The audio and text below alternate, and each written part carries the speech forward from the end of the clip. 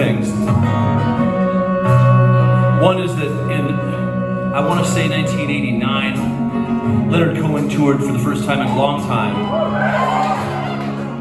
And me and all my friends went to go see him at the Wiltern, and he was playing 2 nights there. And my man's banter was spectacular, right? He would just tell this story going into a song that sounded like it was right off the dome, you know, he was just making stuff up before he sang his song, and it was like, wow, this guy's brain is the size of a mansion.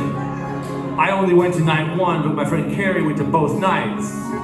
I was dating Carrie's housemate, and she came home the next night. I said, how was the second night? And she said, oh, you know, it was good, but he told all the same stories.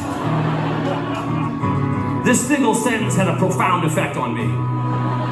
Because within a couple of years, I would start a band called the Mountain Goats in my room at Metropolitan Hospital in Norwalk, my employee housing room, and I would think to myself and imagine to myself, maybe someday you'll be playing these songs for people.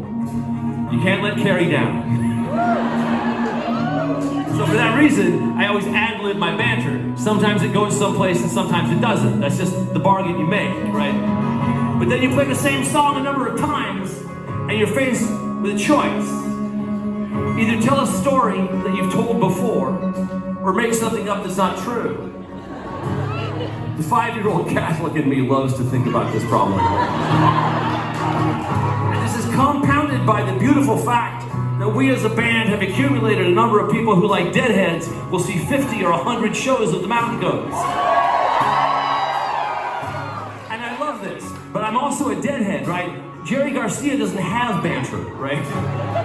Like one of my favorite pieces of his banter is 1969 in Boston, actually, where after the first song, somebody yells, "Morning Dew," and Jerry Garcia says, "No, fuck you. You gotta stick around to the encore to hear Mountain Dew." Good Morning Dew, right? So, that's the extent of Jerry's banter, is to tell the audience, fuck you. But I'm not built that way. So I sit here, getting ready to play a song and thinking, there are at least 10 people who already know all my stories about this.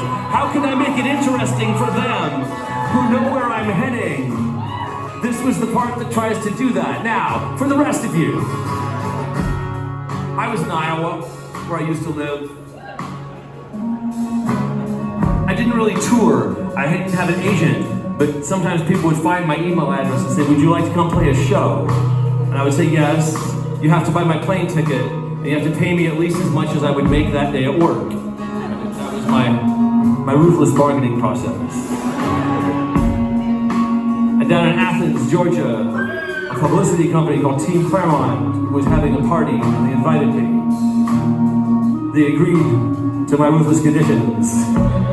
So I drove our 1997 RAV4 to the Des Moines airport. And on the radio, I heard a country song. It went, I hope you never lose your sense of wonder. Get your fill to eat, but always keep that hunger.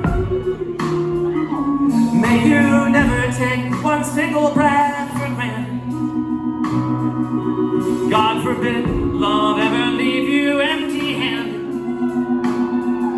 I hope you still feel small when you stand beside the ocean. I hope when one door closes, you see one more open. Promise me that you'll give faith a fighting chance. And when you get the choice to sit it out or dance. I hated that song, so I wrote an answer song, and this was it. 1, 2, 3, 1, 2.